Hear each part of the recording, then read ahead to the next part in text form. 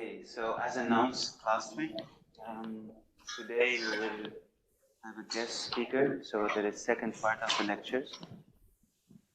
We will continue with this chapter, selected technologies for the supply chain, or selected innovations for the supply chain. And then today we will do together RPA, robotic process automation. And yeah, if we have time, and I think we will start a bit to discuss intelligence. As I told you, from a management engineering perspective, so it is not that, we will dig into machine learning. This is another course, right? And starting from, so we will finish perhaps at 10:15, then we will have a quarter hour of break, and then at 10:30 we will start with the guest speakers. So we will have actually many guest speakers today. So there will be 2 companies with us, and we will hear more about intelligent automation in the supply chain. Good. So we did robots and automation. We have seen the different types of robots: AGVs, AMRs, cobots, autonomous eating robots. We have seen also autonomous vehicles and delivery robots, especially when we talked about tuning, but also UAVs, their positive and negative aspects, but also different types of autonomous vehicles, like Starship vehicles, Starship robots, that could do some last mile deliveries in the city, right? And now I think very important also to talk about propulsion technologies, because this is also something that is changing. We have been used to fuel technologies, right? Conventional engines, be it diesel or petrol, but in the meantime, more electric vehicles are on the roads, and also in the last mile delivery, perhaps in the future we will have even more electric vehicles. I don't know whether you have followed this in the media. The European Union announced that by 2035 there will be actually no conventional engines, conventional cars sold in the European market, and now perhaps we will be relativizing this. Perhaps 2035 still car producers can sell the conventional cars. So it's very, very uncertain in that respect, but what is certain is that electric vehicles are progressing, are coming. I don't know whether you have a car here in Milan, but of course, if you have a car that is not electric, there are different areas.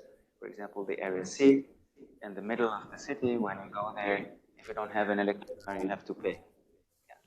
So, and I think in many cities in Europe, it's like this. Even if you have a hybrid car, you still have to pay fees when you are inside the city of Milan and the area C. And electric vehicles here, more or less when you have them, it is like an incentive for people to buy them, because in this way they can get some privileges, some advantages, etc. Okay, so let's talk a bit about the alternative propulsion technologies that we have. We have the diesel-powered vans and trucks. So in general, by the way, when you have trucks, logistics, they are not powered by electricity or by petrol. They're powered by diesel, right? Because diesel is very robust, and it has high performance. It can also last for a long time, and therefore most of the trucks, they are diesel trucks. But they will make up perhaps in the future a much smaller proportion, especially in the commercial vehicle fleets. So for passenger fleets, in the meantime, diesel is unpopular, I would say, because diesel is polluting, and if you have a diesel car, let's say, you will not be able to drive in the city without fees. It is problematic, right? And therefore people go for either electric car or the hybrid cars.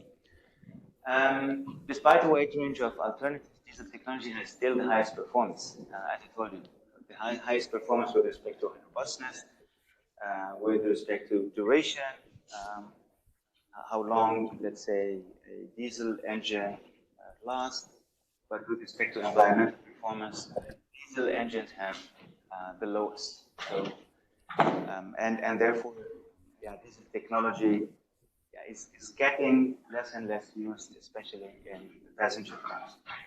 Yeah, with respect to electric vehicles, who has an electric vehicle here in the room? Yeah, no electric vehicle. Yeah, why don't you? Yeah, if you'd like to buy a car at the moment, which car you would choose? An electric, a hybrid, or petrol or diesel car? It's just a. I don't know. Let's say money does not matter, and you'd like to buy a car. Sorry. A strong exception, yeah. The cars, meantime, by the way, I'm doing a study with a student of mine on cars, and by the way, you can see that the prices of cars have increased, right? So compared to 2018, 2019, perhaps, or 2017, the prices of cars have increased a lot. Why did they increase? Yeah, I'm very interested in the automotive industry. Why did they increase? You know? Yeah, of course, there's a little of inflation. Of course, there's an inflation because of 2020 pandemic. But if you look now in the cars, if you'd like to buy a new car, you will not find basic version cars. So, for example, if you'd like to have a car without options, let's say, as we had some, perhaps 10 years ago, you will find really cars with a lot of options. Perhaps you will find the tablet inside. You will find some the entertainment system anyway, the air conditioner. So the cars are getting anyway more and more options. In this way, actually, what the producers are doing, they are reducing the level of varieties of their cars. They are putting a lot of options in one single car, so that you don't have many variants, but you have cars that are fully equipped with options. Right? And this way, this makes the cars much more expensive than they were. But which one would you choose? Okay, electric, hybrid, or just petrol? Knowing that you may have a mild hybrid and also have a full hybrid, which is a difference. What's the difference between mild hybrid cars and full hybrid cars?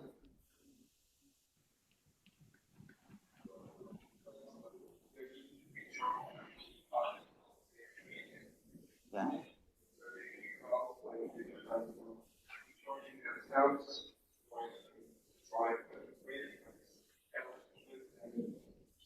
Very good. So yeah, there's the mild hybrid, full hybrid, and there's also the plug-in.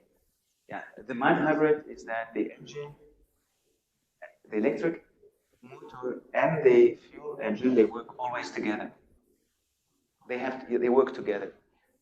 And the full hybrid, you can drive in the city, let's say, for a couple of kilometers, and if your velocity or speed is not too high, you can drive fully electric.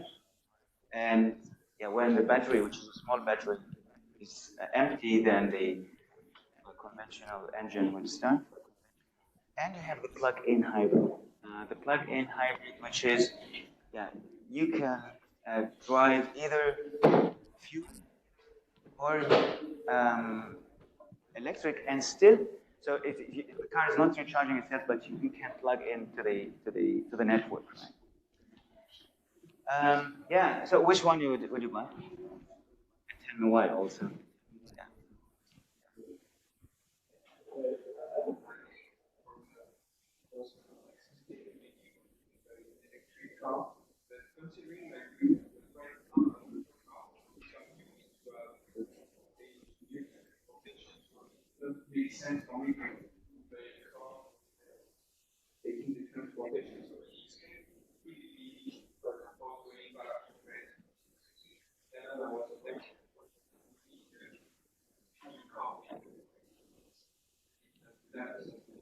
Okay, very good. So what you're saying, thank you, Martin is saying that the problem is the driving range.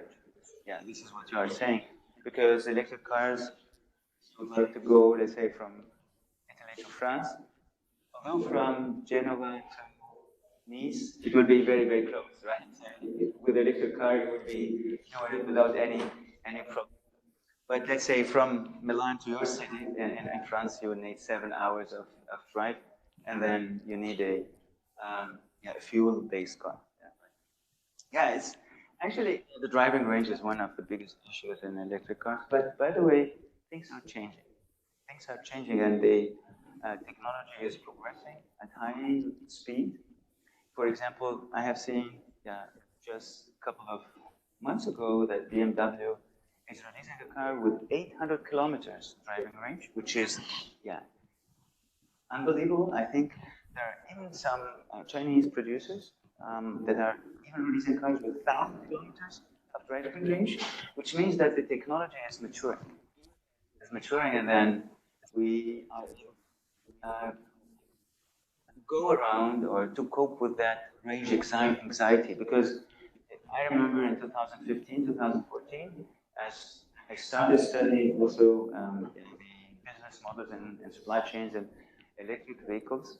I remember at that time, most of the cars, the electric cars, they had a driving range of 100 kilometers, 110, 115 kilometers, which is really very low. And this is under optimal conditions, because there is a big difference with respect to the battery performance, whether you are in the environmental conditions, if it is hot or it is cold. If it is very cold, the performance of the battery can go down and can go empty, let's say, very quickly.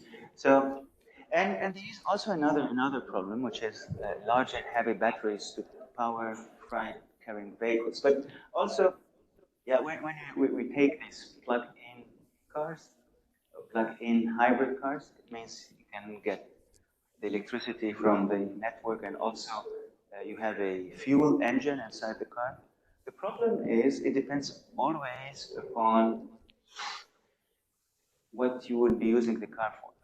Let's say the problem always of an electric car is the battery. The battery, for example, in a plug-in hybrid, you may have a battery that is 300 kilogram of weight, right? 300 kilogram.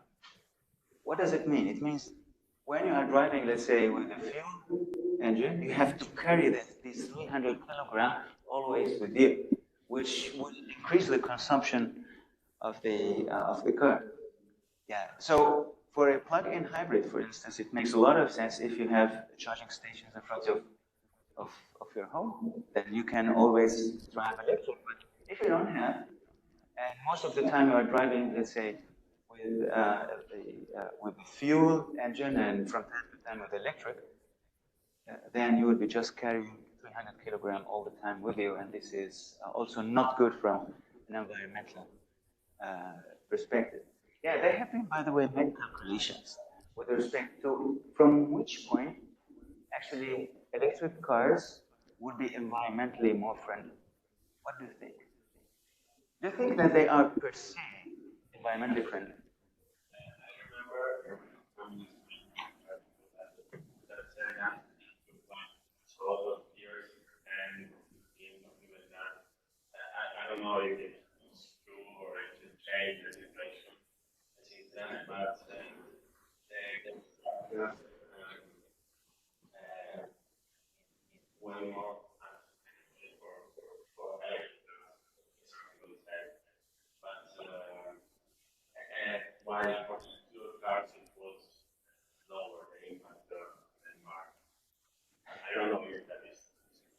Yeah, yeah. So, yeah, by the way, there's a lot of.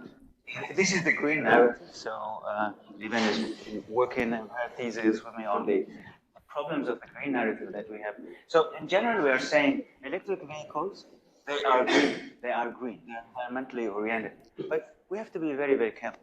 It's not always the case. First of all, it depends. Electric cars, what is true, they have local zero emission. What does it mean, local zero emission? So locally, where the cars are located, they are not emitting any CO2, right?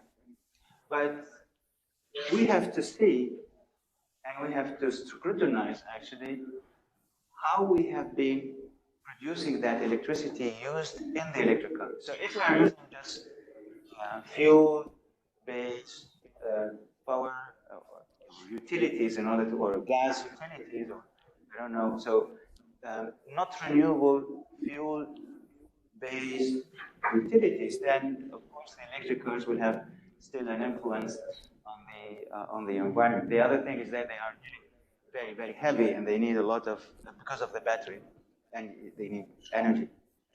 So this is very, very important to think about. And also, another thing is that we don't know. We don't have any idea about how to deal with the batteries at the end of life cycles. Because these batteries, the lithium batteries, they're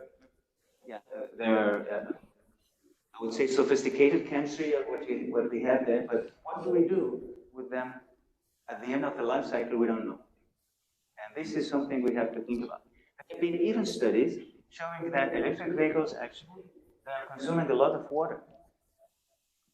So why they are consuming a lot of water, especially in the countries where the power or the utilities are using a lot of gas in order to make electricity, there is a lot of need for water for cooling the systems inside the utility. So what happens here is that we are using a lot of water.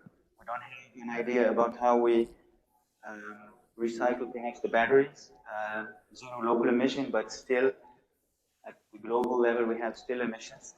So here we have to be really careful, right? So, and I understand, of course, all of the discussion that is going on with respect to fuel or electric, but even scientific studies sometimes they are not very clear, or it is not. There is no one single answer to that. Okay.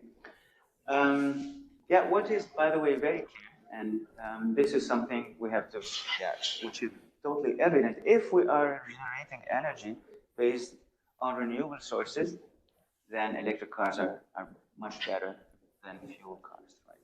So, and this is true. Good.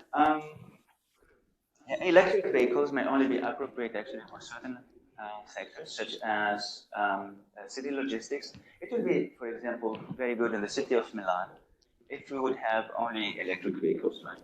So this will improve much the quality of the air. You know, in the city of Milan, we have a problem of the quality of air. Why? It is not because there's something specific with the geography of Milan. I think it is surrounded by mountains, and because of that, the air cannot change very quickly, having at the end a lot of pollution inside the city. So electric cars would actually improve the situation a lot. Even though, of course, because they have zero.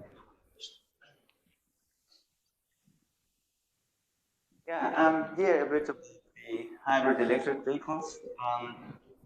Martin was also talking about regenerative cars, right? So these are the cars that are, when you are accelerating or when you are braking, actually they are regenerating electricity based on the braking power, right? So in this way, you are just generating electricity for a battery, and that battery can be powering then an electric engine. So we have two types of hybrid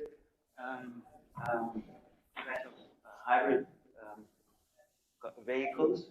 So we may have the engine here. So this is the engine. So the fuel engine, okay. And then we have the motor. The motor is electric. The electric one, electric.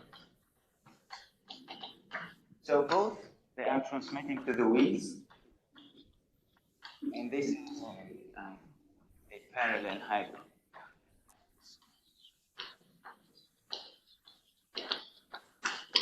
And then if we have an engine, a fuel engine, of course, so engine, that can power actually a. So here, the motor, the electric motor and the fuel engine, they are working in parallel, right? And they are driving the wheels. But sometimes we have this series hybrid when the fuel engine is powering a generator, and the generator is putting energy on a battery. The battery is powering an electric motor,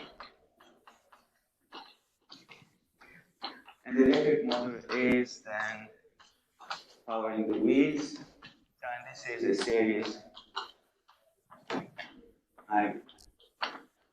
Yeah, what is the good thing about this?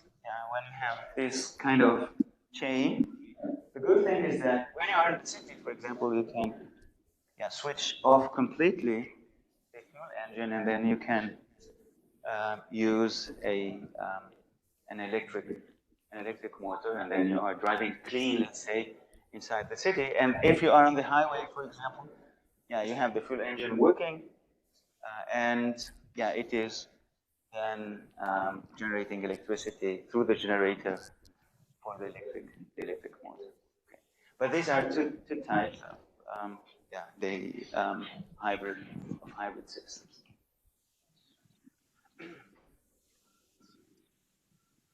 Good. Another technology which is coming, and I know, for instance, that Toyota, generally the Japanese producers, they are putting a lot of weight, a lot of value on hydrogen fuel cells. What is a hydrogen fuel cell?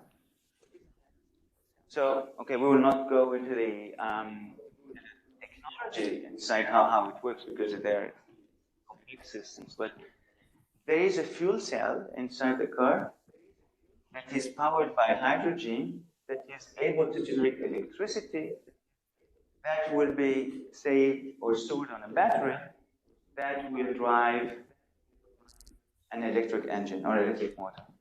So when you are fueling hydrogen inside the car, and there is a reaction, let's say, inside the car that happens in order to produce out of the hydrogen in the fuel cell electricity, and that electricity then is stored and then used on an electric car. So hydrogen fuel cells or hydrogen cars, they are by definition electric cars.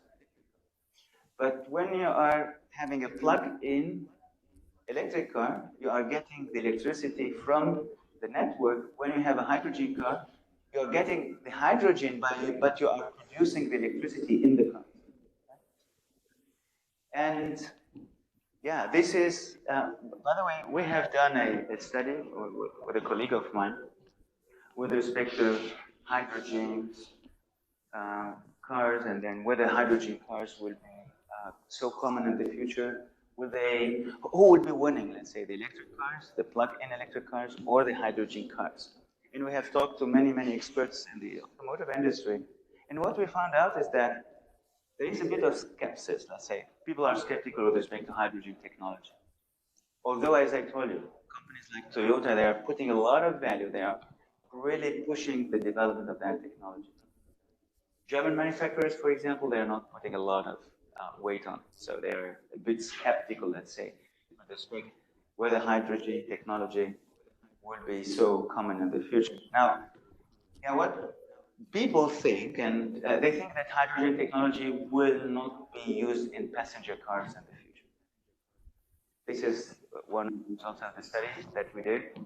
Hydrogen cars, no. But they may be used in trucks. Because trucks need really very powerful systems, and hydrogen could be very useful. Another thing which is very important, the thing is that, pay attention here, in order to produce hydrogen, you need a lot of electricity. So it is like a chemical reaction that you have, electrolyzing water. So you have hydrogen on one side and you have oxygen on the other side. And in order to get out of water hydrogen, you have to use a lot of electricity. So you are using a lot of electricity in order to create hydrogen, in order to put it in the fuel cell of the car, in order to produce energy, electricity at the end. Doesn't make sense. You see, so this is one of the issues. And then one of the, some of the experts we talked to were really, they were very creative. I said, in order to use hydrogen, so I can send you the article if you want. We wrote it and we published it already. Some of the experts meant that in order to use hydrogen or fuel cell cars or fuel cell vehicles, first thing that we have to do is that we produce enough electricity based on renewable resources.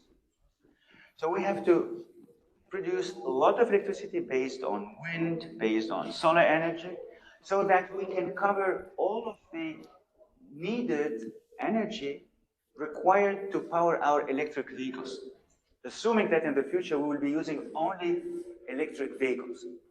So we have a lot of renewable resources powering, making a lot of electricity that we use on our electric vehicles, and the extra energy that is produced but not used on electric vehicles, we can use in order to make out of water hydrogen that we can use in fuel cells. Yeah, very interesting. But this is, of course, under the condition that we are able to produce a lot of green electricity, right? So let's say we have, this is the green electricity. So we are now moving in a world without, fuel-based or gas-based power plants. So we have here a part of the green electricity is used for electric vehicles. So we are covering all the consumption of energy of electric vehicles. And what we have here, we use it for producing hydrogen, production of hydrogen.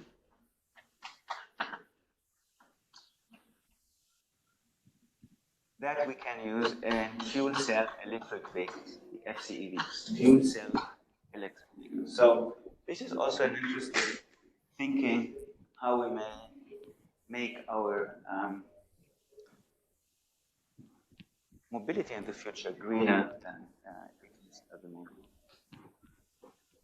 Yeah, actually we have talked about mobility. So there are two things to distinguish actually.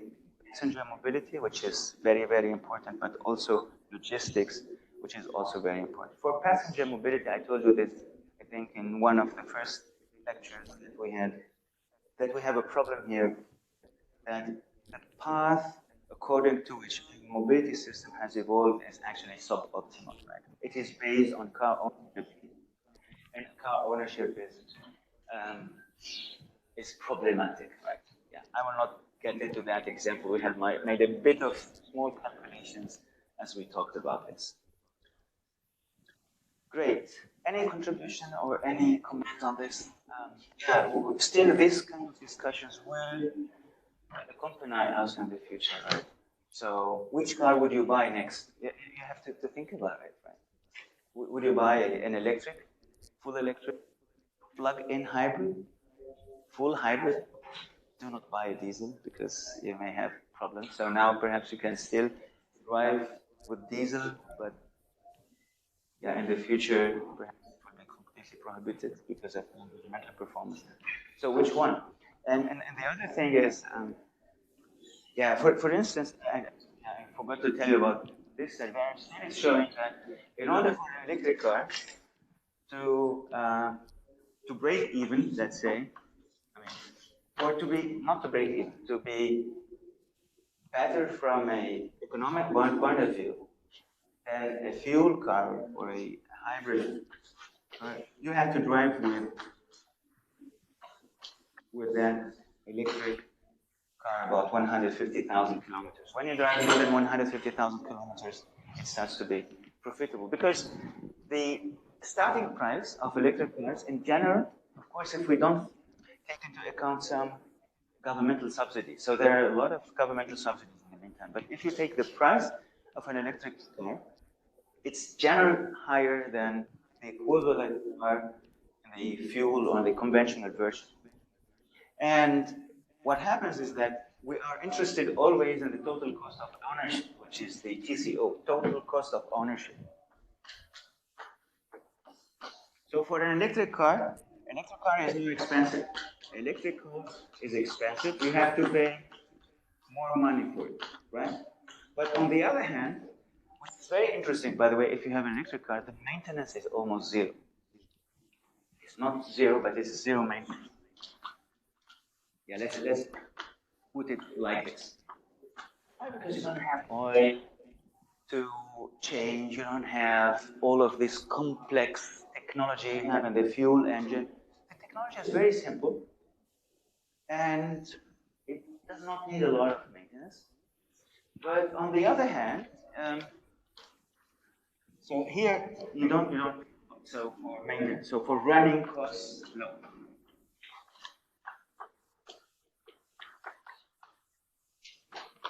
And then you have the fuel vehicles. They are less expensive. And I forgot to tell you also the electricity is cheaper, actually. So it is always calculated in the driving distance. For example, for 100 kilometers, you use electricity in a way that you pay less than if you would use a fuel vehicle in order to drive 100 kilometers. So the price of the fuel would be higher. So high maintenance, more expensive maintenance, plus fuel costs, which are higher than electricity. But still, some calculations have been done. Perhaps these calculations can be also updated. So starting from 150,000 kilometers, it starts to be profitable to have an electric car. And this, of course, means that it depends on our needs, right? How many kilometers per year, etc., etc. Another thing, by the way, it was a very, very recent article that I read. It was in the German press, the German media, saying that there is a big problem in the meantime with electric vehicles. And I was really curious about it. And they said, actually, when you are owning an electric vehicle, which is it could be a family car, right? You are actually buying a car that has an acceleration as low as a Ferrari. So you are paying for a family car a much smaller price than Ferrari, but you are getting an acceleration of Ferrari. So I don't know, in 3 seconds you get from 0 to 100, which is crazy. And then some discussions may start now, how we may perhaps decrease the performance of the electric cars in a way that the acceleration will not be so high, in a way that, family cars will not be so accelerating like a Ferrari. But this is a discussion going on. Another discussion going on saying, okay, the problem with electric cars is that they don't have any sound. And it is amazing when you are getting into an electric car, you don't hear anything, which is amazing. You don't know even that the car is, the first time I got into, is it functioning? Yeah, it was. You are just to push on gas and it will work. And this is something perhaps also that people are thinking about. Perhaps the engine should have some noise in order to alert somebody else when the car is coming. Anyway, these are the kind of things that are going on. And therefore, I would like to talk here in general, especially for mobility. Here we are talking about, they are called socio-technical systems.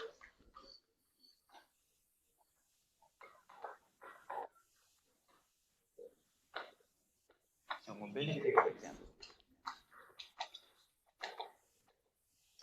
So you can have a nice technology that works perfectly, but it has to be embedded into the routines of people, into the habits of people.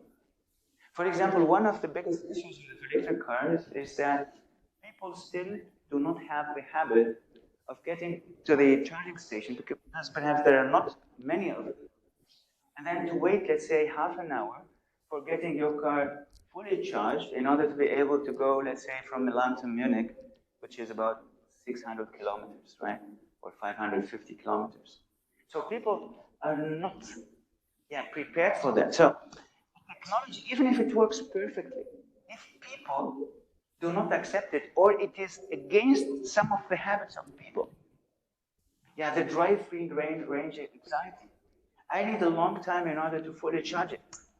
It's not the way I'm actually used to in my mobility system. So I'm a bit not scared. I'm reserved. I do not jump on the technology at first.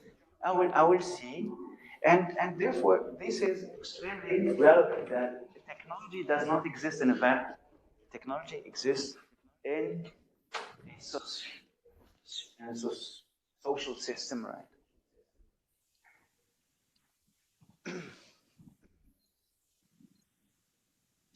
Good. Here you have perhaps for the manager who would like to make a decision which type of fleet to use. So we can see here all of the types of cars or vehicles: diesel, all electric, electric hybrid, hydraulic hybrid, hydrogen fuel cell, natural gas or biofuels. Biofuels, for example, I don't know, you may use corn, let's say, in order to make methanol, and methanol you use it in order to drive cars. Even in the, I don't know if you know this, in the now in the petrol car, so petrol, benzene, and so you have a like perhaps super 95 or super 5 or super 10. It means that you have 10% or 5% of the petrol or of what you buy is methanol, right, or biomethanol. Okay, and then here you have the range. Diesel has a nice range. The payload is great. Total cost of ownership is so far great. No tailpipe emissions. No, there is a lot of emissions. GHG gas, greenhouse gas emissions. Still, there is a lot. And charging, fueling, you don't need. You don't need a charging infrastructure, right? But of course, you need the fueling infrastructure. Then all electric. No, the range is still not so good. The payload is not too high because if you are putting a big payload, there will be a lot of electricity that is carried with the anyway high weight battery. The total cost of ownership, it depends. I told you before. Then no tailpipe emission. There is no local gas emission or local CO2 emissions, zero. GHG emissions, greenhouse gas effect emissions, it depends on the source. If it is renewable, no GHG emission. If it is not renewable or it is fuel-based, then a lot of GHG emissions. And fueling infrastructure, there's so far no fueling infrastructure that is very well distributed. So I think in the meantime, in the city, for example, big cities, you may find a lot of charging stations. I don't know whether you have observed this in Milan. For example, if you go to these stores, you may find charging stations. Also in the public areas, still you find some charging stations. But you have to look for them, right? It's not like the fueling stations, they are basically everywhere. You see, this is also a psychological effect. Technology is a socio-technical system. People are used to going to the fuel station, and they are everywhere in order to get their gas. Charging stations, people in general do not know, of course. You have to perhaps download an app and then looking for them where they are, and then going and waiting for half an hour to get a fully charged car, etc. So you can read the others. So this is more or less a table that can help a manager a bit looking at the pros and cons of different propulsion technologies. Good. Yeah, any question regarding this? Yeah, we could have spoken more about this because yeah, the automotive industry, yeah, business models, but also supply chains is somehow my passion. So we can talk more about this. But yeah, if there are comments, I would be wanting to get. Yeah, please.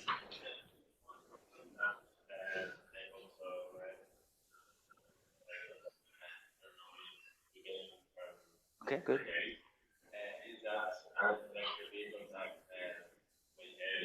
Which electric vehicles? We have here, yes.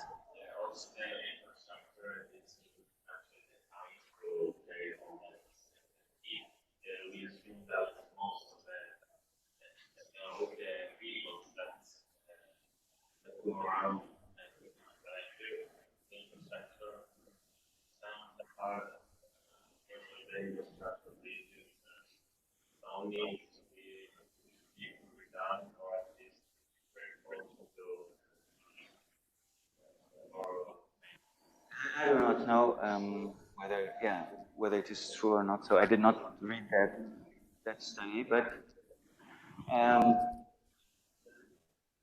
so there are two independent things. So whether the cost is so heavy, let's say, that bridges will suffer from these cars when they are upon these bridges, I don't know. But I know that, yeah, I know in Italy, but also the discussion is going on in Germany. But independently of cars, that the bridges have to be renovated.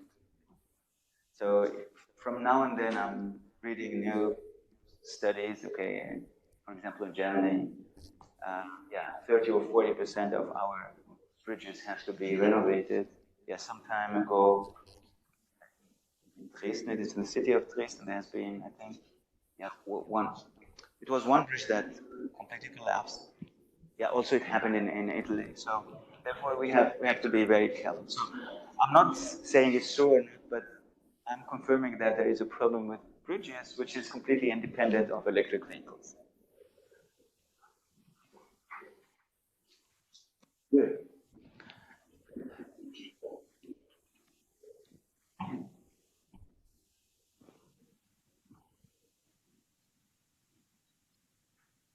So if no more questions, we will go to the next part.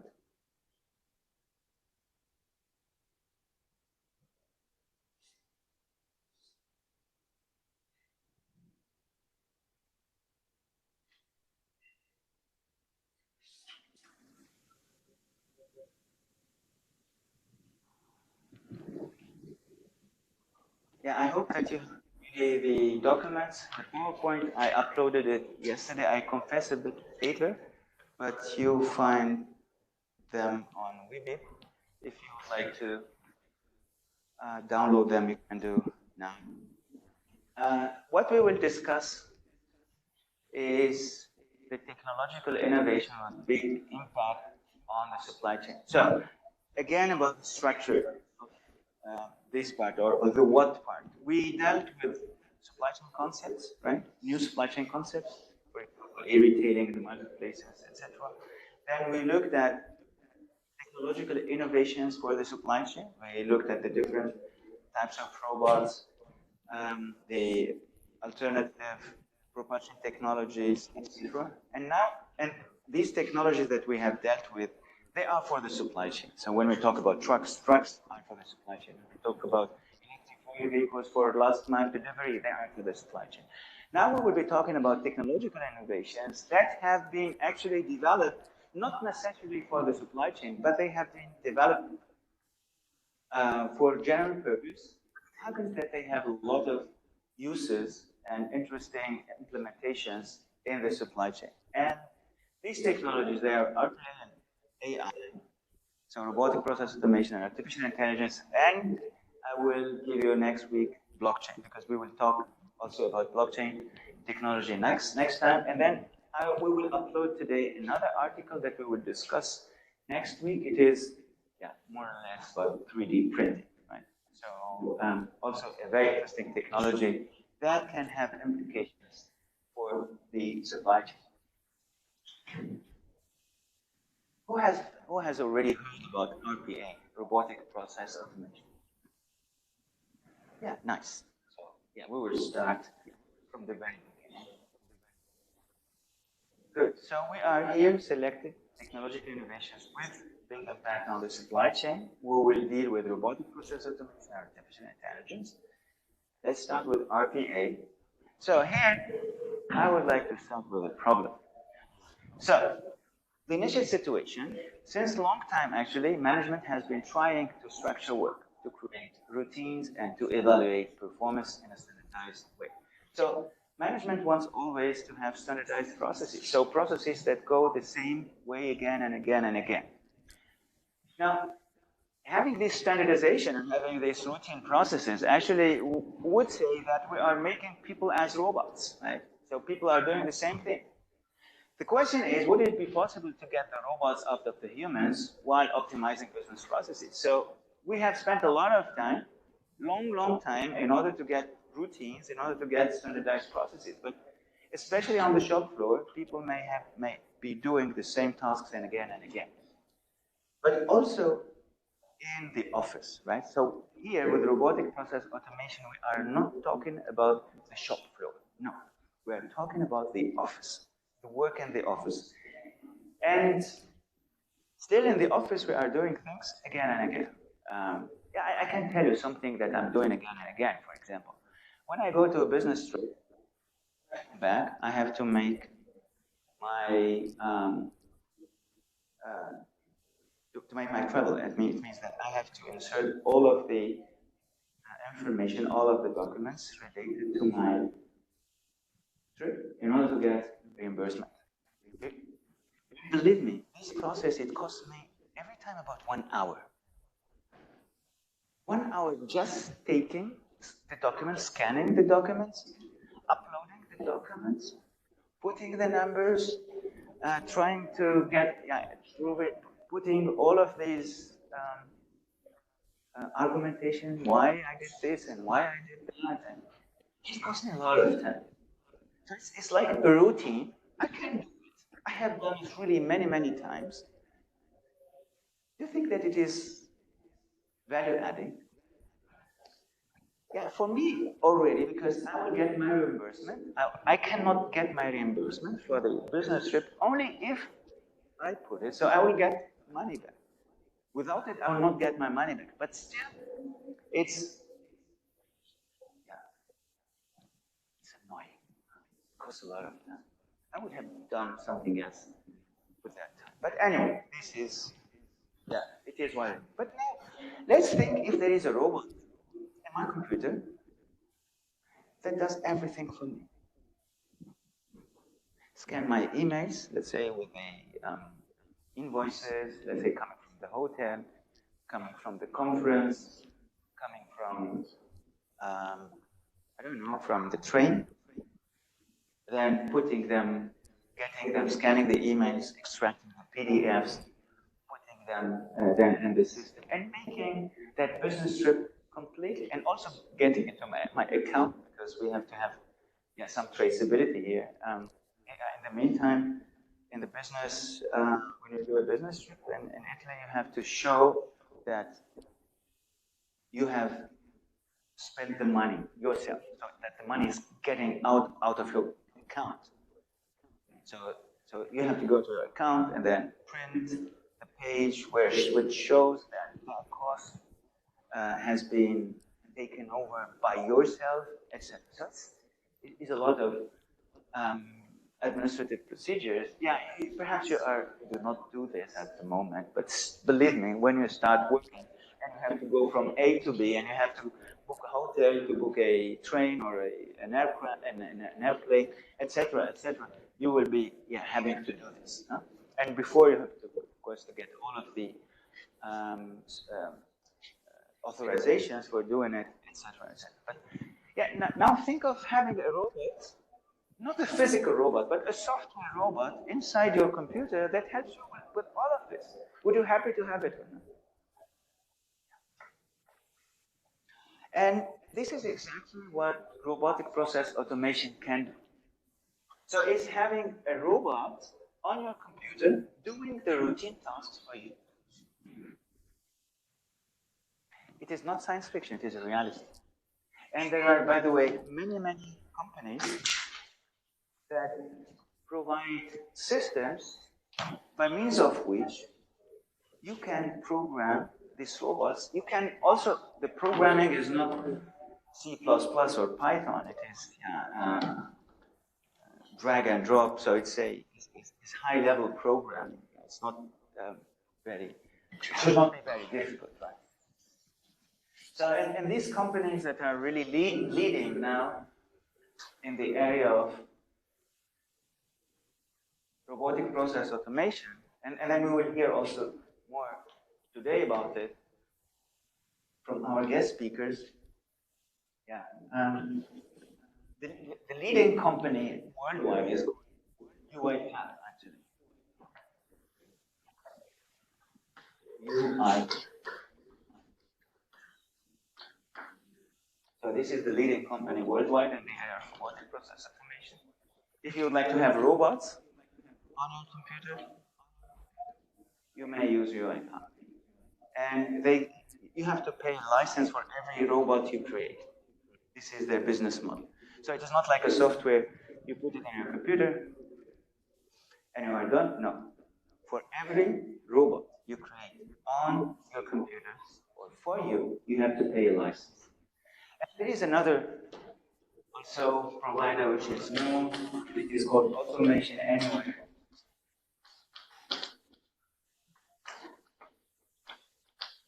It is also a known provider, but UiPath is the market leader, and it is a company from Romania.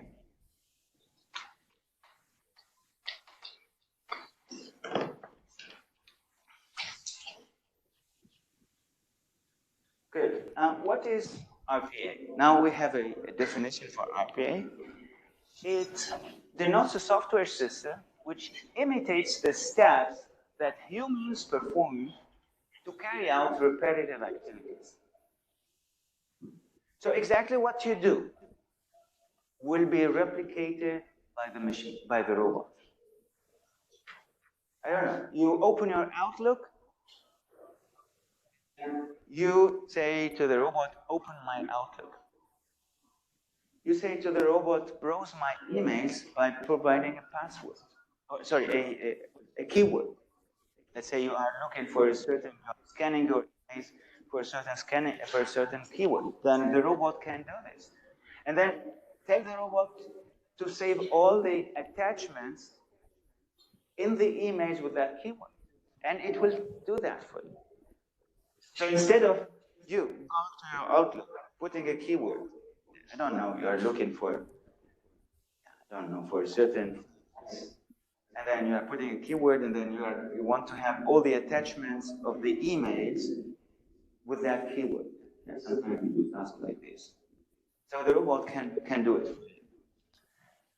So in this way, humans can focus on conducting tasks in which they are better than software. Which are the tasks where humans are much better than software? By the way, we are always distinguishing between two types of tasks. Very important to make this distinction. The first type of task is the structured tasks. Tasks that have to go through specific flows. There's a very workflow that is very clear. It is structured. We know exactly what is the input. And given that input, then the software will give us a node. And then we have the unstructured tasks. Let's say a task of creativity. Is a task of creativity a structured or an unstructured task? It's obviously unstructured. Do you know how they create ideas? Let's say for an innovation, in general, it's a messy process, right? So it is rather unstructured. And these software systems, these robots, they are very good in structured tasks, in tasks where we know what we have to do in order to come to an output. But they are not good at unstructured tasks for example, creativity tasks where human creativity is by definition unstructured, and therefore the idea is to let humans focusing on these unstructured tasks and letting the software do the other stuff. So it's not like that I'm complaining, but let's say these hours that I'm spending in order to make my travel, I mean here to prepare my documents, I could have used them for more creative tasks, right? For doing something related to research or so. So this is the idea of this.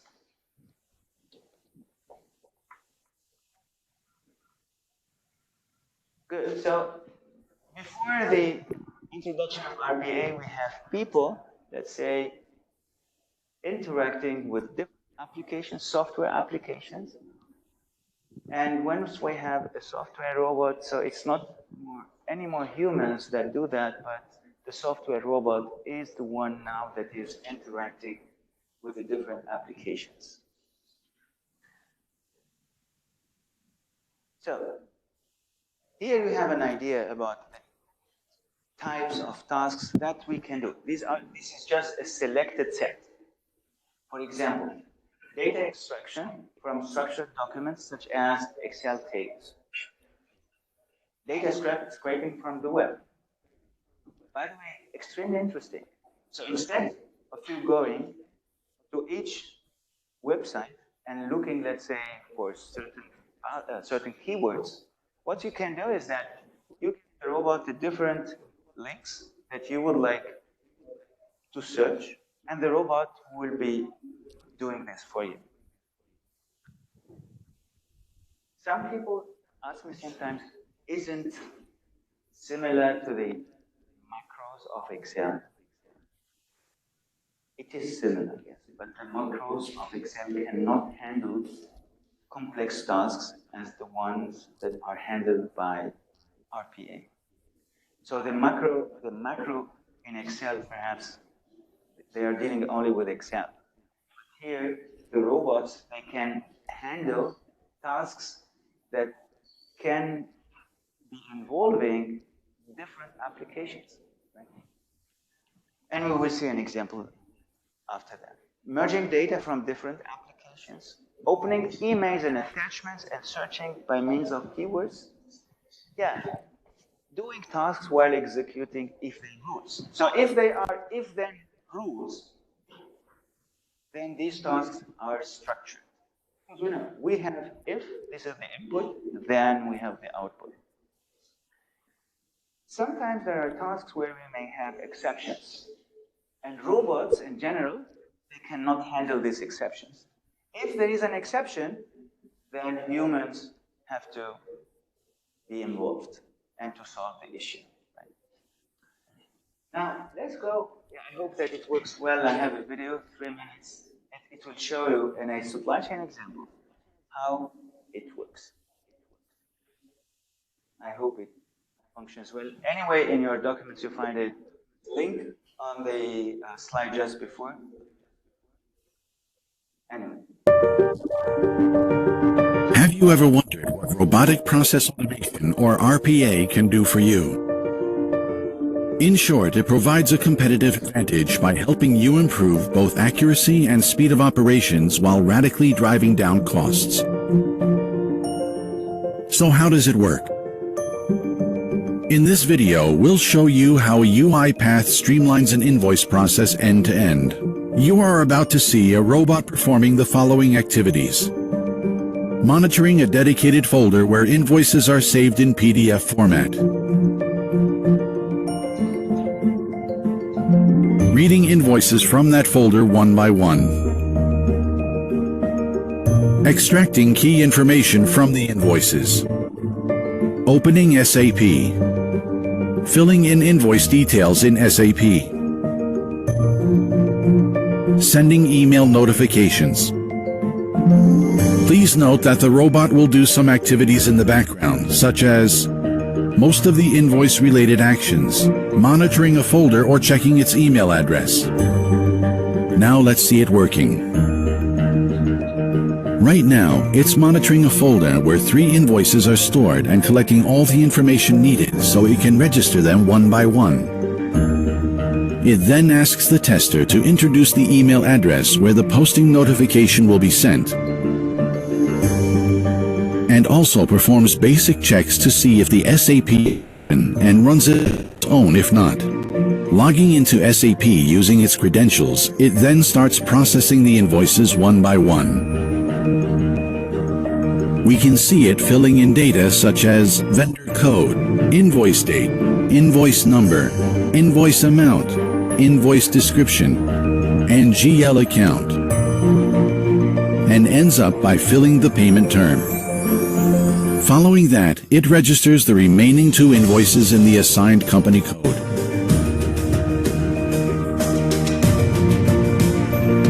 An email containing the SAP registration number is sent automatically by the robot after successfully registering each invoice.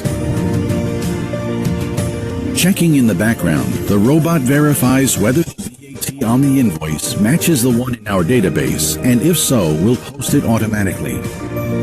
Otherwise, it will park it and send a dedicated email to the responsible person highlighting this difference and asking what to do.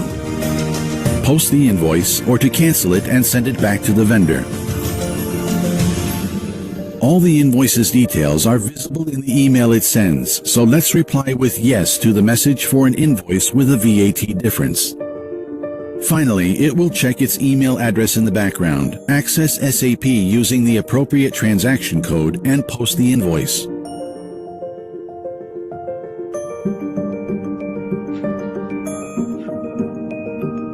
And that's it. The robot has successfully posted the 3 invoices in SAP.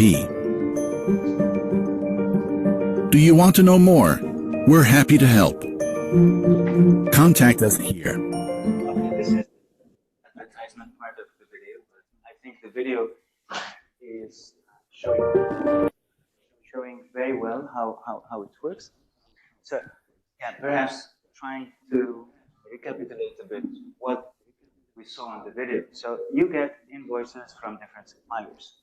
These invoices, they are PDF documents. They are put in a file. And yeah, what do we do before having the robot? So there is a human operator, let's say, going to the invoices one by one, checking the invoices, open or logging into SAP, and then putting these invoices. I mean, not uploading them, but putting the most important information, let's say the amount, the description, the number of the invoice, etc. So this is work that is repeated. This is, by the way, an annoying work. Would you do this? Having, let's say, from your suppliers, 100 invoices, checking every PDF, putting it in a file, then opening each file, looking for the, and then also for the VAT, for the number of the invoice, for the amount, the description, etc. So this kind of work, this is a very structured work. What you are doing here, you are giving the robot this responsibility. So the robot will check your emails, will get perhaps even the attachment, the invoices, store all of these attachments within a file, then opening the file the invoices one by one, and then reading the most important information like the amount, the description, the number, and putting them in SAP. SAP is your ERP system, enterprise resource planning system, that has to have everything inside, of course, because it is then a holistic management of your production planning, your enterprise actually.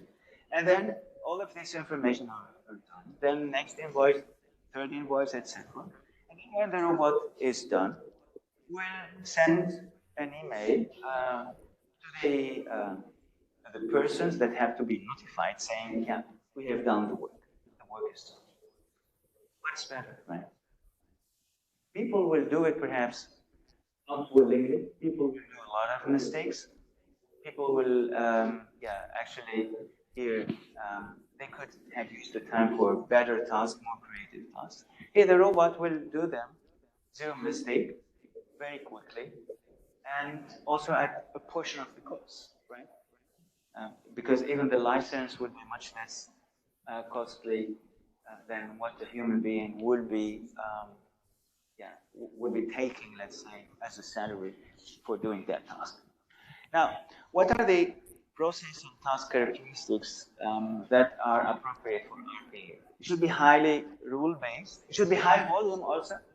So invoices, you may have thousands of invoices every month. So high volume will favor the use of RPA. It should be a mature process, not a process that is emerging. Easy to achieve and show impact, has digitized structured data input. Yeah, structured task is very important. It should be highly manual because when we switch to automation, then we can see the improvement, highly transactional, right?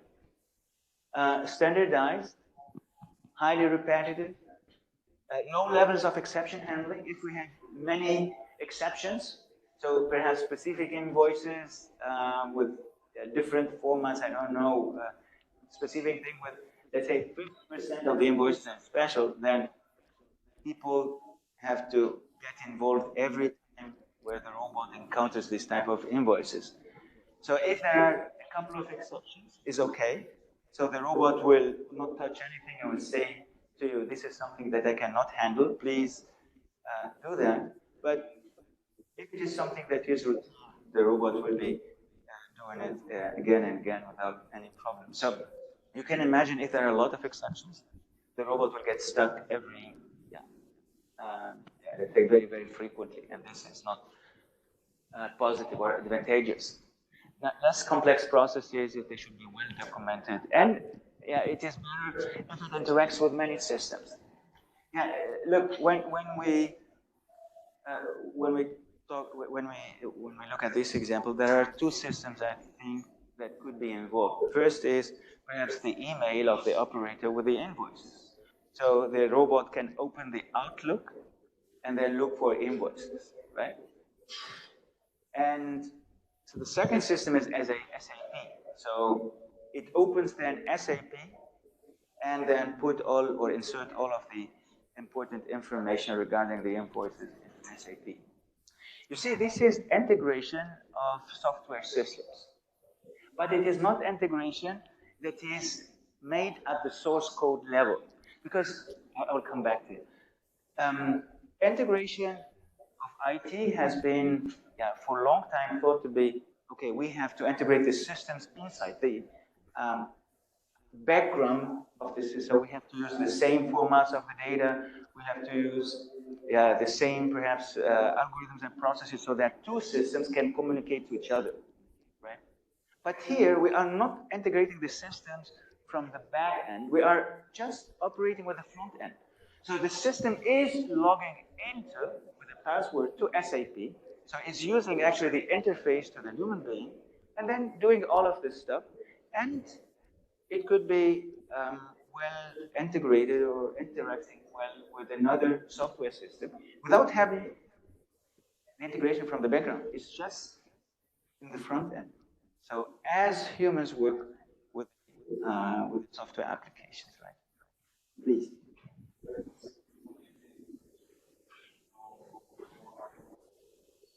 No hardware? So there is no specific hardware. You need your computers that you have here in order to operate this robot. You don't need specific hardware. No. Everything is software. So it's RPA. Some people think that okay, it is a robot going through the offices and doing something. No, nothing. So the work that you do with the computer that you used to use or that you used to do manually, now it is taken over by this kind of robots.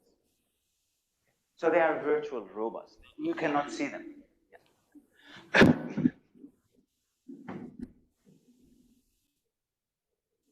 Here we have the benefits: operational efficiency, quality of service, integration, as I told you before, even risk management and compliance. For example, banks.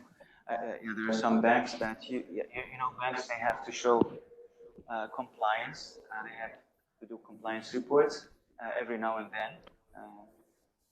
because they have to make sure that their clients are legal. There is no money washing, I don't know.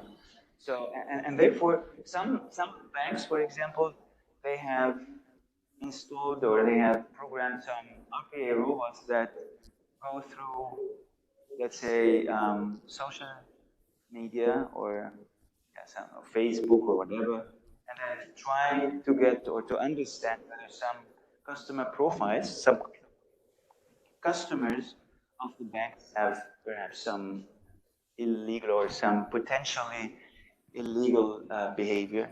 So here, why it is can be useful, risk management and compliance.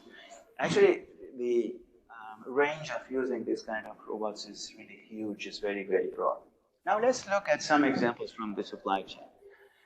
Here we have example one is from planning. So we have here the challenge. The challenge is sales orders trigger urgent expedite needs. What does it mean? It means that your clients, all of a sudden, they would like to get their orders very quickly. Yeah. You have a client has an order and would like to get it really fast. So here, the company, in order to serve the customer, needs to expedite hundreds of purchase orders. But yeah, in order to make the order for your customer that is needing the products very quickly, you have also to expedite the purchase components, to make their delivery faster from their suppliers, because no component from suppliers, no order can be fulfilled. Now, what you can do is that, of course, you can manually check with suppliers who would take, if you can do that. If you have 100 suppliers involved, you have to phone every one of them, perhaps, to call them. Yeah, are you okay, or could you deliver the components, let's say, 2 weeks before the agreed date? Because we have a big customer that is needed very quickly, and then this should be done one by one with suppliers. Or you have to send emails one by one to suppliers. With robotic process automation, this can be very different. The bots automatically request and expedite approvals via supplier websites and emails. In some suppliers, they have some platforms you can log into in order to see whether your purchasing order can be expedited or not. Instead of doing it manually, or some suppliers do not have, you should send them an email. The bots can do that. And the bots can update the promise dates directly in the ERP system, for example, the SAP. From each supplier, we got, let's say, a confirmation that the purchasing orders can be expedited, can be delivered earlier. We can get that information from the email, let's say, and update our SAP or our ERP system in general. So here we have the automation of communication across supplier portals, emails, and purchasing order entries. So many things are done. The communication with suppliers is automated, the email sending is automated, and the purchasing order entry in the ERP system is automated. So this is an example of planning, right? We have here an example from sourcing. So real-time purchasing order shipment updates. The challenge is the shipment updates from suppliers require manual communication. Buyers exchange emails, log into supplier sites, or check 30L portals. And this is time-consuming and leading to delays in visibility. Now, with the RPA-based solution, the bots automatically manage communication with suppliers.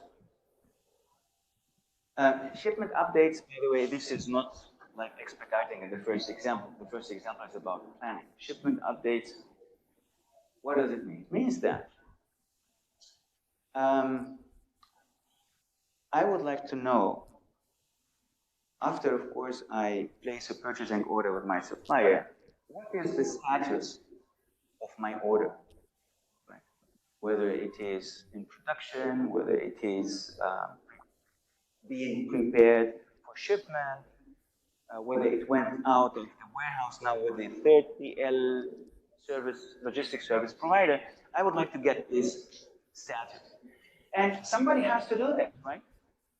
Yeah, without robotic process automation, people have to log into perhaps the portals of the suppliers, seeing what the status actually of certain orders, of my orders are, or perhaps I have to go to the website of the UPS in order to, of course, I may get a number from my supplier for my shipment, that I put it in the website of UPS, and then I can see where my shipment is located, etc.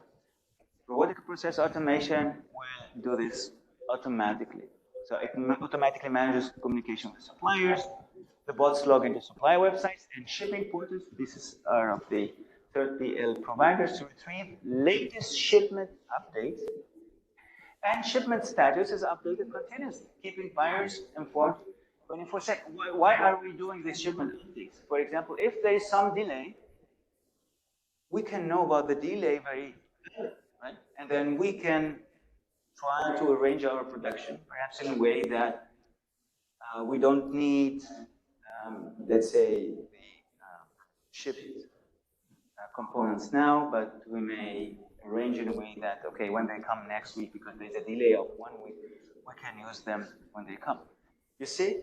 So having a total visibility about where my shipments are located is very important, because I will not, if I do not know whether they will come or not, whether the shipments will arrive or not, I will make my planning under the assumption that the shipments will arrive, only to notice that I cannot make my production because they are not there.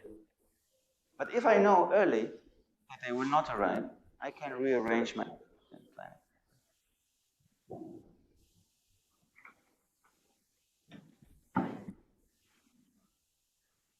Example 3, proactive freight carrier shopping. Freight carrier shopping. Here, long lead times due to manual RFQ. What is RFQ? Request for quotation. Okay.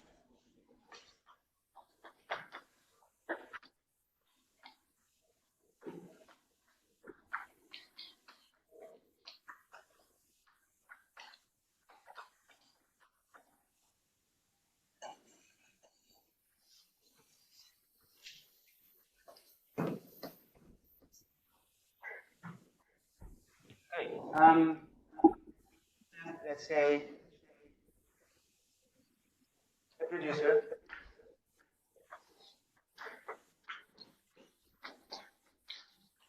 a manufacturer that would like to make some deliveries to their clients, okay? Other clients.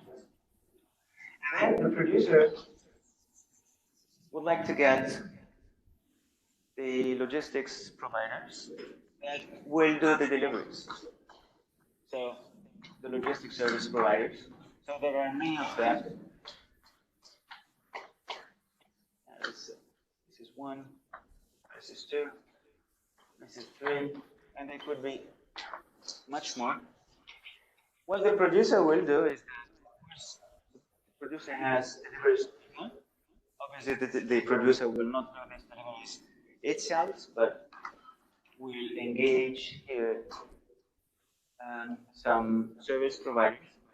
So what the producer will do is will send a request for quotation, right? I would like to know what price and perhaps what modalities are you offering me for making these deliveries. Before giving you, of course, the order to make this delivery, I would like to know what are the price, modalities, etc. So, and therefore, the producer will send RFQs, requests for quotations. Then LSPs will be sending offers, right? So LSP will send an offer. This one an offer. This is offer 2. This is offer 3. Offer. So this work, and after having received all of these offers, what is done next? A contract will be done with the LSP or LSPs that will conduct the deliveries. And then they can do the deliveries. So request for quotation is done. Then offers collection and offers assessment. Then contract closing with the LSPs, and then only then the delivery can be done. So what about this work? I think you need a team actually in order to do this work, right? When you do it manually. But now this can be done completely through automation. So in the supply chains, by the way, people in the supply chain, they are doing this kind of work. And this is what I told you that, yeah, in the future, the work of the supply chain people will change because this kind of work now can be done by robots. This work has used to be done in the past by people.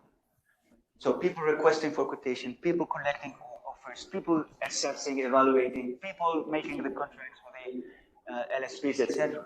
Now, the bots speed up the RFQ processing using decision-making rules to analyze carrier offers. So first, the bots can send the RFQ. They will collect the offers. They have inside them rules in order to evaluate the different offers.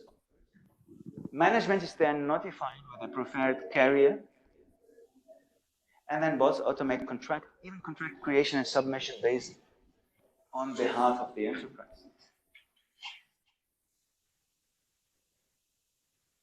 And therefore, this is what I would like really to tell you, and then that we are conscious now about this, that our work in the future as supply chain managers will change.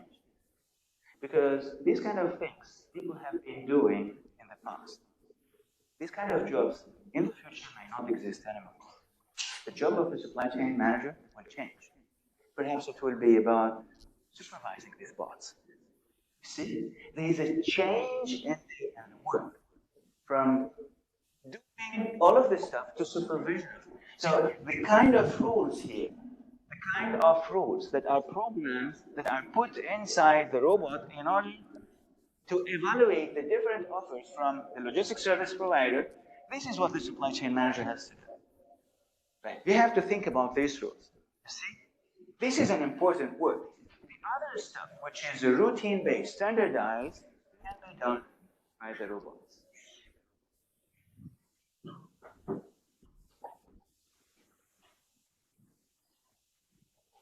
Yeah, here we have another example.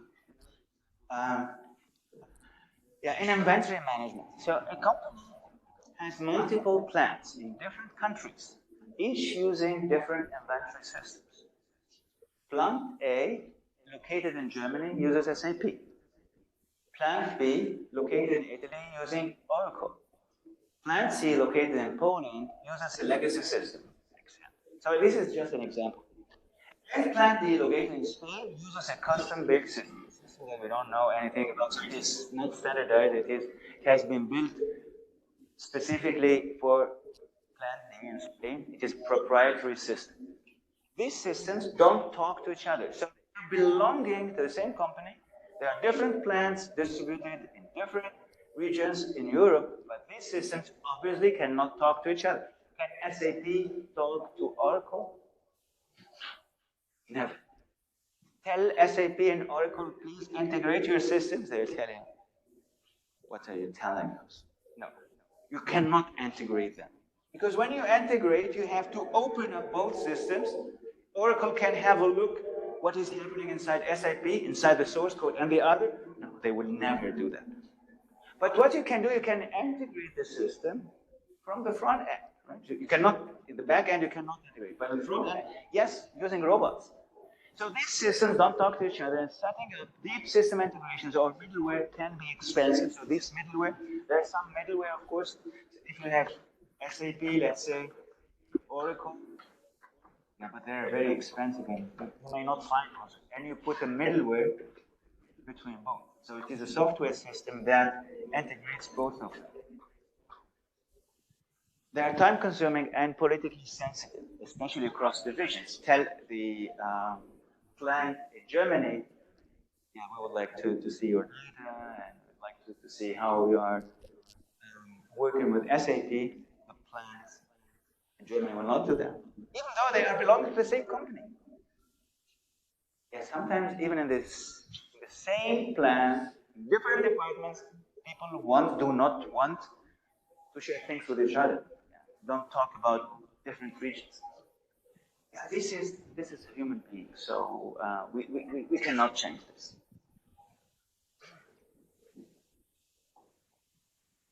Now, yeah, how would it work? Now, let's say plant D urgently needs component X to fulfill a customer order. So plant D in Spain needs a certain component, but there is, let's say, a problem. They cannot get it from their suppliers. So they would like to see whether another plant belonging to their company that can provide them with a component. Now, an RPI robot is triggered with the component number. The bot logs into the inventory modules of SAP in Germany, of Oracle in Italy, and the Excel-based tool in Poland. So although they are distributed, the bot can do this work. It searches for component X, it extracts the quantities, availability, and stock locations, it compiles the information in a central dashboard, email, or report, and it sends a summary like this. After having scanned all of the systems inside Germany, Italy, and Poland, then it gives us this summary. Component X availability. In Germany, we have 520 units. In Italy, we have 80 units, but they are reserved for their own production. You cannot use them. And in Poland, we have 300 units. Now, perhaps Spain can then request the transfer of these components either from Germany or from Poland. So more or less now, yeah, we are pooling inventory management. So having components in Germany, we know what they have, and then we can get the components, of course. Yeah, at least here they are not reserved. Perhaps we can ask the people there, and then we can get the components from them.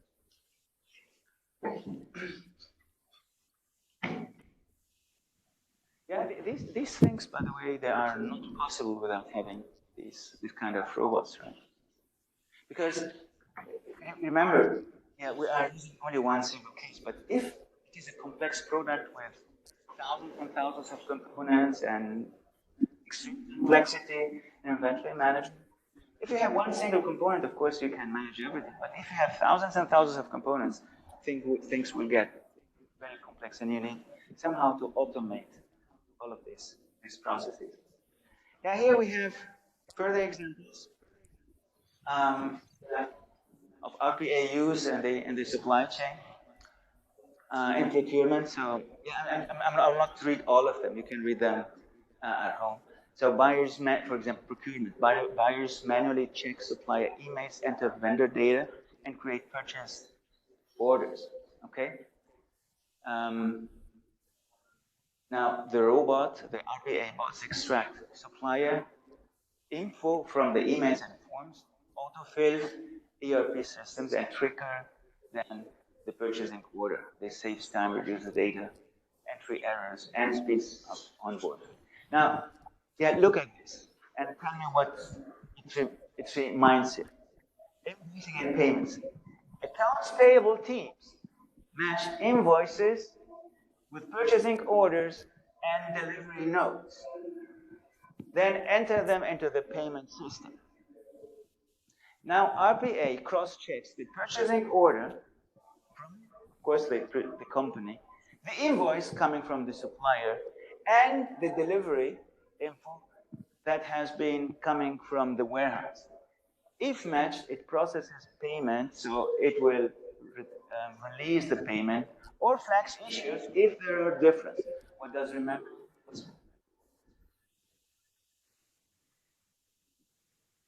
The Ford example, right? Remember the Ford example. So you have the purchasing order,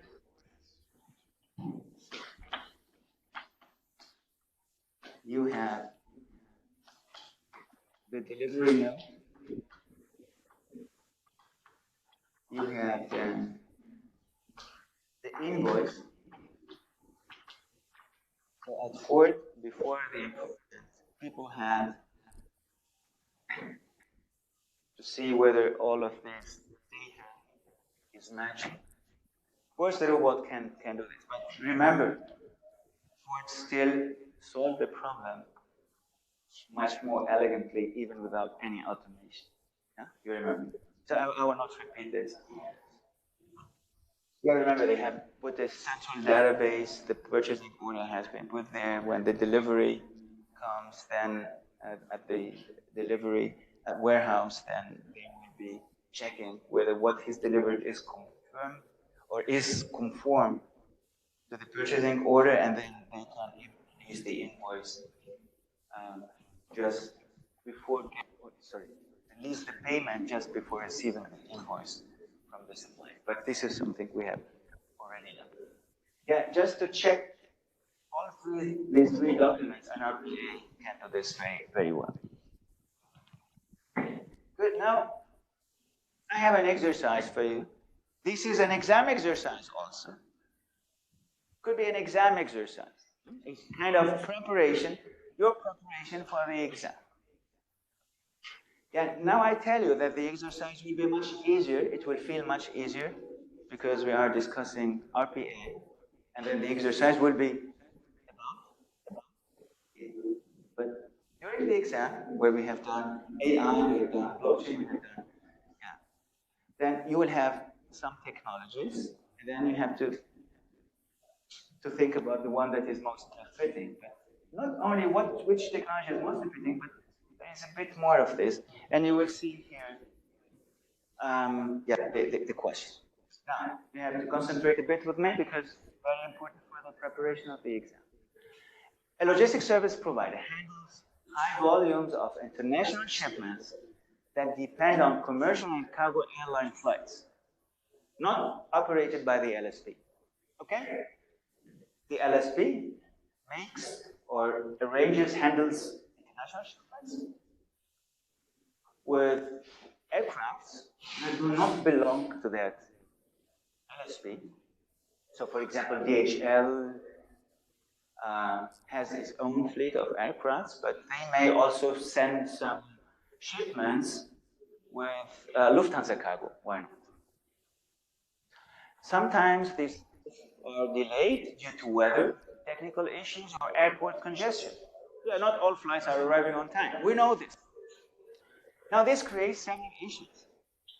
The facilities that should receive the shipment, so you are, let's say, shipping from Milan to New York. Yeah, the shipment, the facilities in New York that will receive the shipment don't always know it will arrive late. Customers are often unaware of delays until the expected delivery window has already passed. Yeah, the customer is the one who is shipping. So just to have it in a way that facilitates understandability. So we have here the customer, who is the shipper, and we have the facility, which is the recipient, the consignee, whatever you want to call it. And there will be a shipment with, of course, the LSP that is arranging the shipment, but the carrier could be the lines, the cargo, Lufthansa cargo, or whatever other airline. Customers are often unaware of delays until the expected delivery window has already passed. So the shippers will not know about the delay until late. Customer service teams may receive angry calls. Customers will call the service teams and must respond without full visibility to the calls or expected resolution. As the LSP expands its services, it wants to improve. So we are talking about this LSP. LSP will improve or would like to improve its own services.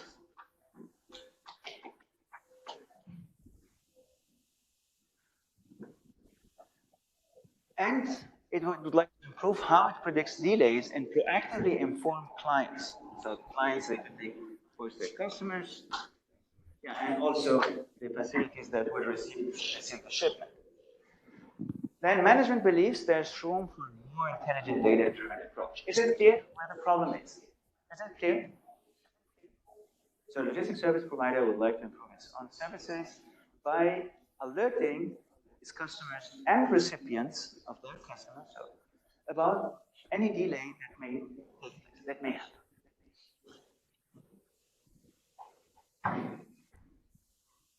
Now, your task, you are part of the LSP's Operation Innovation team. Your task is to design a new process or digital system that improves how shipment delays are detected and communicated. First, propose a technology-driven solution that enhances visibility and customer communication. Describe what information the system would use, what or how would it detect or predict potential delays, what actions it would take, alerts, rerouting, client updates, and who benefits from it and how. Your proposed solution should aim to reduce manual work, improve responsiveness, and support a better customer service. 2 minutes for theme. Obviously, what kind of technology you would need? RPA, because we are talking about RPA. So, now, how would you use this RPA? Which kind of input the RPA is requiring in order to solve this problem?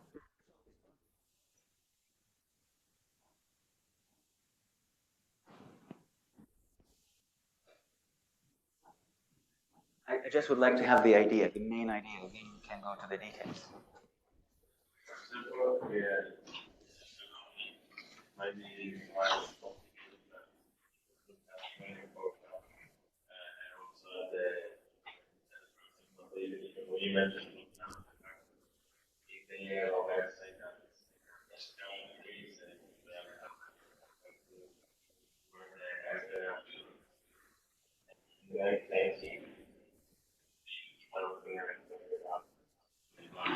Excellent. Excellent. By the way, this bot is the preferred bot of DHL. It's the preferred. What can this bot do? Excellent, really. So the shipment is done, let's say, with we know that airlines, all airlines, most all of them, they are publishing real-time information about their flights.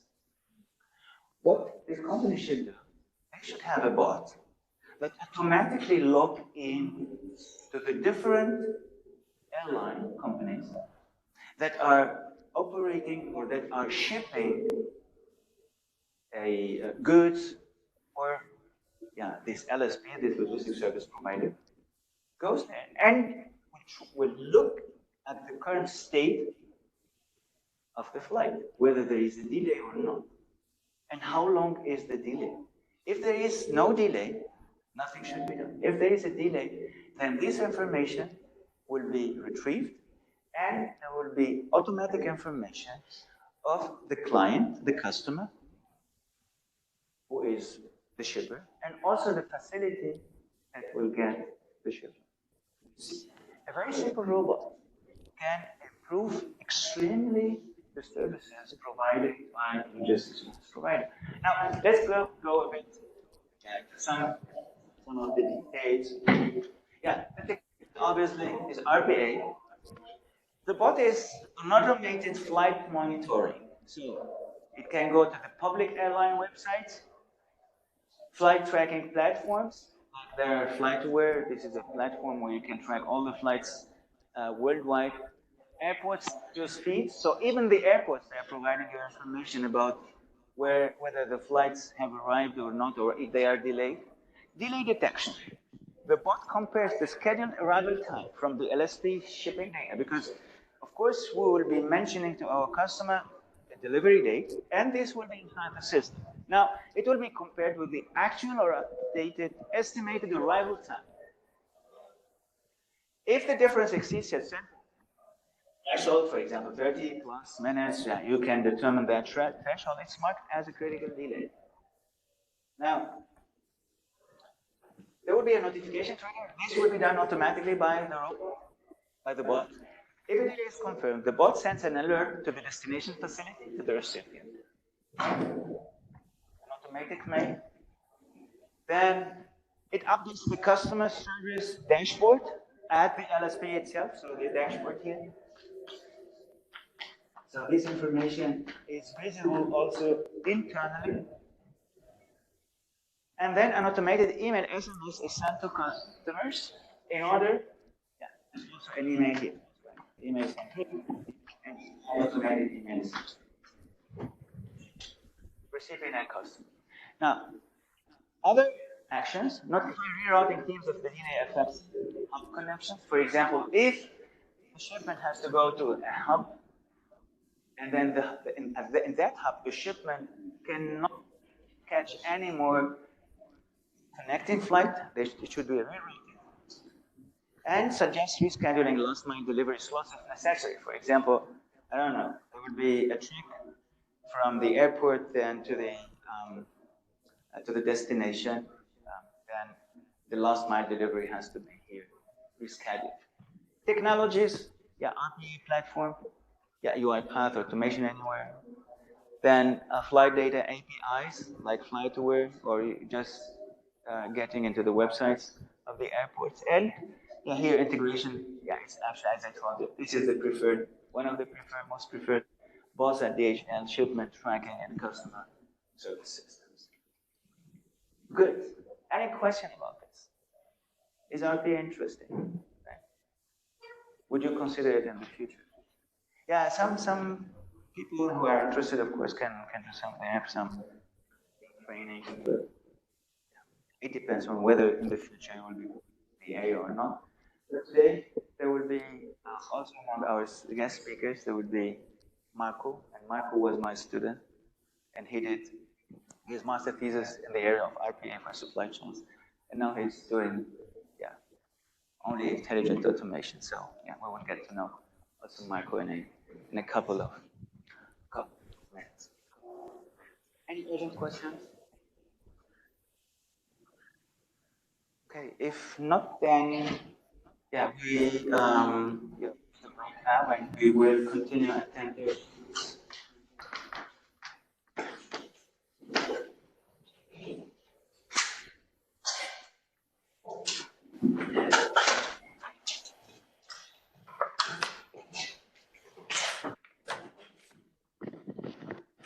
Okay, so yeah, as already announced, today we have guest speakers. Yeah, we have two companies. We have Avale and we have Lusotica. And then we will hear more about what they are doing in the area of intelligent automation. It's really my big pleasure to have you in my in the class of supply chain innovation today. Thank you for coming. Luca, David, Davide, and Marco, and I told you also about Marco because yeah, Marco, you have a bit of advertisement before because Marco was my student some years ago, and then he was writing his thesis in the area of intelligent automation, RPA, and now he's working in the same area. So yeah, thank you again for being here. My pleasure to have you today here, and looking forward to your guest lectures. Thank you. So you can also perhaps present yourself a bit and then. Okay. Do you hear me also from home? I guess. Yeah, it works. So okay. If they don't hear, they will tell you. Okay. Thank you. So nice to meet you all. I'm Marco. I think the professor speak about myself at the beginning of this lesson, but I was a student 5 years ago here, followed this same course. It was a different name, but I developed my master thesis with him. The title was RPA within the supply chain. Then, thanks to my work, I started working in the Lucas team in Avale. And yeah, it's like the third time I have this lecture. So right now I'm a bit more confident than before. And yeah, today we're going to talk to you about all these kind of aspects. Basically, our part starts right now until 11.20, more or less. Then there would be David from Luxoc present his business case. And in the end, we have some questions for you, just to check if you follow our presentation. And there are also some prizes for the one that answer correctly or the one that answer in general. So just not be shy in the end. And yeah, I don't know, guys, if you want to introduce yourself. As Marco anticipated, I'm Davide. I work in the field of intelligent automation since 2 years. I will be hosting the technical part of this presentation, showing to you some use cases, and let's give the others. Hello, good morning, everybody. I'm David Pezzin. I'm part of Essilor Luxottica, and I'm part of the Automation Center of Excellence for the region EMEA, which is based in Agordo, in Belluno's province. And I'm happy to be here with you today. Hi to all, nice to meet you. I'm Luca Grilli, and today I'm representing Avale. And we can start. Okay, next one. Our colleague of HR. Yes. The recording could be, if it's possible, to stand up in order for the users. Because here, otherwise, it's the recording Too small. When you're sitting down, you're not, people are not seeing you very well. Okay, so just 2 words about us. I'm representing Avale. Avale is a global business partner that helps customers during their digital transformation journeys. It's not easy. Today, the scenarios are quite complex, and supporting the digital transformation means supporting change management, the right adoption of technologies, and so on. So, next one. Okay, so what we do every day is support the customer in complex scenarios with geopolitical issues, with shortage of products and supply chain. This is the course that you are following. Shortage of products, and the disruption is everywhere, also in a supply chain. So for us, it's really important to help customers to reach their goals. That means reach efficiency, profitability, and also adoption, because every technology has to grow with the customer awareness. Today we'll speak about some of technologies that are typically used for this digital transformation. RPA agents and so on. Obviously, it's not not cover all the aspects that in a day that are important for customers. There are also other technologies, but this is for sure the most efficient one to start with return on investment measurable. So I leave. Okay. Okay, so Luca made a small introduction about Avale, but now we're going to talk about our team, because Avale has more than almost 4,000 of employees, but we are in 40. And we are part of business process innovation area, so we innovate business process. And within this team, we are 40 people. Generally, there are different professionals like project manager, business analyst, RPA developer, AI developer, trainers, and so on. But basically, our team is split in 2 parts. And today, we're going to talk about the intelligent automation core team. So what we do is automate business processes. We offer generally 5 kinds of services that are listed here. So just a quick words about everything. The first one is the pathway for automation, which is a design service, design thinking service, where we help the customer in identifying the most suitable business processes to be automated. Generally, this is the first part. This is where we start. But in the end, here we find processes. Then with the agile delivery, we implement them. So we analyze, we implement from the beginning to the end. And then there is the digital workforce management, which means maintenance, okay, governance and maintenance. So when we release an automation, generally, sometimes it doesn't work, sometimes it has a problem, sometimes it needs to evolve. And we do this kind of service, such as also the infrastructure setup, so server, machines, and so on. And also the training and workshop assessment, meaning that sometimes the IT department of the customer want to understand more how to implement the automation. And so we organize training session and teach them how to do this kind of job. And all of these services are performing in partnership with UiPath. This is some KPIs about our relationship with UiPath.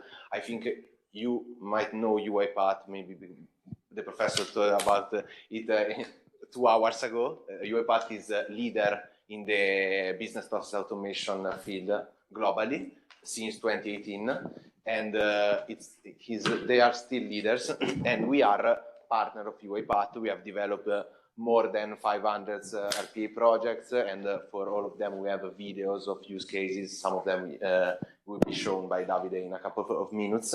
We work in different countries, as you might see here. There's also South America, by the way.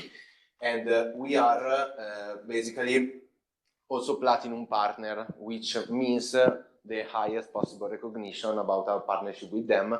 And I would like to highlight this fact that we participated in an hackathon last year, reaching the final because me and Davide were part of the team. So we competed against a lot of people, and I also like to say a lot of countries, because sometimes we compete against India. So it was quite difficult for us, but we reached the final, and yeah, it was a nice recognition also for the company. And yeah, but right now, before starting to talk about the pathway for automation methodology, just a quick words about RPA and in general automation. Automation is something that can be implemented across every department and across every industry, which is, by the way, one of the problems that I faced when I developed my thesis, because my thesis was RPA within the supply chain. What is the particularity? And the answer was nothing, because it was the main aspect was the process, not only the department and the area. And so this is why it was, I would like to highlight this slide, because it tells you that you can implement everything basically in every department, in every area. The most important part is how the process is structured. And this is what we try to highlight in this methodology, in this pathway for automation. So what is pathway for automation? It is a service designed to follow some methodology that I will explain in some minutes, that aims to identify and prioritize processes before their automation. So basically, people tell us our needs, their needs, we analyze them, and we develop a business plan with the indication of payback time, ROI, or cost indicator, and so on. And it lasted generally 6 weeks, depending on the people involved. And this session, basically, it involves like 10 to 15 people of different departments, but the departments should be connected between each other. So for instance, a typical pathway for automation project involves finance, accounting, and treasury team, or HR and legal, or procurement, logistics, and supply chain department. So something that is connected, but still 5 people for department, more or less. And the methodology that we follow is based on the, I don't know if you know it, Double Diamond Framework. Maybe you heard about it. It means that basically you have 2 phases, the problem definition and the solution definition. And you see that there are 2 parts, a divergent one and a convergent one, replicated twice. Why? Because at the beginning you need to define the problem. So the problem in our cases are the processes, the business pains, the business needs that have our customers. And the solution is the pipeline. So you can start by the process 1, then 2, 3, 4, and so on until you complete. And this is the framework that we use. Going into details, there is the first phase, that is the ideas activation. Let's start with the digital onboarding. What is the digital onboarding? Is a 3 hours session that, if possible, we perform in a room like this one. We gather all the people together, because otherwise they do not pay enough attention to us. And we explain the technology, what is RPA and not only RPA, also AI, process communication mining, document understanding, and so on, by explaining how it works. And then we show some business cases. It lasts 3 hours. The idea, the goal is to inspire them, to try to highlight what are their needs, by inspiring them, by showing processes that are similar to the one they perform. For instance, if you think about a logistic process of accepting goods in the warehouse, mainly you have to approve some documentation. Of course, if you work if you design bottle, or if you sell fruit or vegetables, the process might differ a little bit, but generally are still similar. So if we present a use case like the one that Davide will show you in a couple of minutes, that are inherent to their fields, they are inspired and they start to think about, wow, I can automate also this kind of stuff. And then they brainstorm their ideas in a Miro website. It's like a blackboard, a digital blackboard, I can say. The scope here is to write everything without thinking too much. So it's the diverging phase that we see at the beginning. So a lot of ideas, a lot of initiatives, just to write it down. And this is the end of the first phase. Then we started the second one in the idea generation. So here the ideas are there. We try to aggregate, remove duplicates, because sometimes there are duplicates. Try to understand if they are okay, if they are part of something else and they cannot be automated. And we move into the phase 2, which is pathway design thinking, pathway design, sorry. And the aim here is to pass from an idea to an initiative, meaning to gather all other informations that go in deeply into the process. So right now we know that a process is called in a certain way, but we do not have any other indication to decide whether it is suitable or not. So we prepare this questionnaire, one questionnaire for each idea. And in the questionnaire, we try to gather information such as how long do you spend to perform the task, with what frequency, so daily, weekly, yearly, monthly, and so on. What kind of data do you process? If you have to read the document, if you have to read email, how many systems, how many steps, just to have an information about the complexity and the potential return of the process. Then this is done in a, once again, 2-3 hour sessions, or also offline if they have many ideas. Once these questionnaires are completed, they are translated by us into a matrix, which is like this one.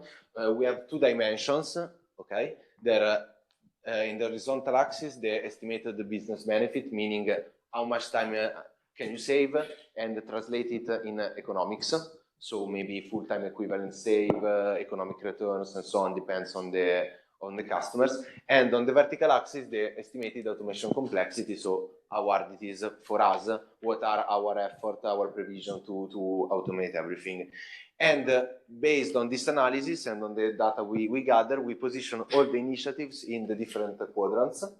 And then you obtain something like this, okay? So these are the IDs of the processes, these are the department, and from here we start to organize all these initiatives based on different drivers to prioritize them. The drivers are obviously the economics, these are the main ones, but also the complexity, and so the project sizing, and the department of people. In the beginning I told you that we have different departments involved. So basically, we try to satisfy everyone, even if sometimes a process is not so good, but still we have to give something to everyone. And in the end, this is our deliverable. So this is the first part. This is the automation waves. A wave is a set of processes to be automated. We select those waves based on the slide before, so on the matrix. Generally, we start from the quick wins, which are the processes that has the highest returns and the lowest effort. But then we decide based also on other things. For each wave, we forecast the returns and the implementation time. We propose to the client with also an indication of the setup needed, so the infrastructure, licenses, and so on, followed by a total economic impact, which is a theoretical one. So we try to estimate the returns based on the costs that are the license, infrastructure, the pathway cost, because it's not for free, and also the implementation, the maintenance cost, followed by the impact in terms of hours saved, of time saved, and so money. And in the end, we obtain the ROIs on the return of investment, which you might see it's quite big.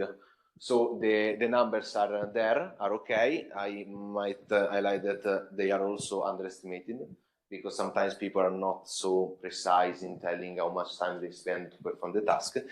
And this is the end of the pathway. So at the end, we have all of these processes ordinated in terms of feasibility, prioritized, and with an idea on the impact. Does this method work? Yes, because in a second, maybe, okay, you see that we have performed this design session quite some time, so 40 times since I am in the company, so maybe a little bit more also, with the returns that are these numbers, so not so small, and also, once again, they are underestimated, okay, so in the reality are, I think, bigger, and this methodology works, and it's also fundamental because of this reason. Here is a slide taken by UiPath that highlighted the evolution of the technology. So here you can see RPA of the automation technology going from RPA to the agentic automation right there. And why we are showing this to you? Because this can be the path that follow a company that wants to digitalize, to automate everything, and they might make the mistake by starting by the end. It's a process. You need to be aware of where you are and where you want to go. And so our pathway is designed for this reason. So to help them to understand where do they have to start, what is the starting point. Generally, it is the RPA because it is the easier way to start and that grant a lot of benefits. Okay, but then with our pathway methodology, we gather data not only about RPA, but also of other technologies. So basically, we develop a pipeline for RPA, but mainly the company gather all information also of a process that have to be performed with AI. And they have the information, so it's ready to be automated maybe in 6 months, 1 year, I don't know, but they gather the requirements. And so this is the end of my part, sorry. Here we have use cases, and actually it's quite fun for you because right now I've shown you the digital onboarding, how it works, and then now we have a simulation. So Davide will be me, okay? You are the customers, so the customers in the domain of the supply chain, okay? And we're gonna present